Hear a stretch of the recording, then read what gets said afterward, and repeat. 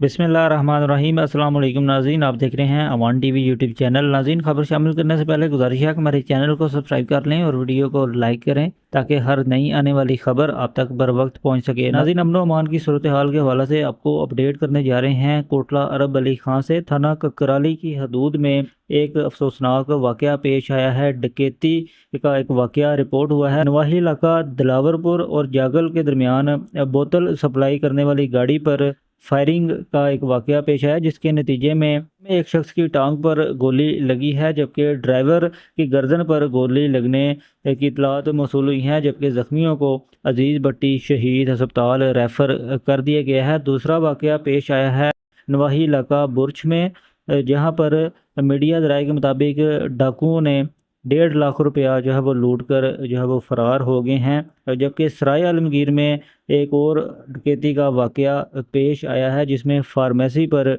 डकैती की वारदात हुई है, जिसमें 4 डाकू असला के तौर पर लाखों रुपए का सामान और नकदी लूट कर बआसानी फ़रार हो गए हैं। और एसएचओ थाना सिटी और डीएसपी मौका पर पहुंच गए हैं। ये 3 वाक़यात रिपोर्ट हुए हैं गुज़श्ता रोज़ मीडिया पर, जिनकी तफसीलात हमने आपके साथ शेयर कर दी हैं। अगली वीडियो तक के लिए दीजिए इजाज़त। अल्लाह हाफ़िज़।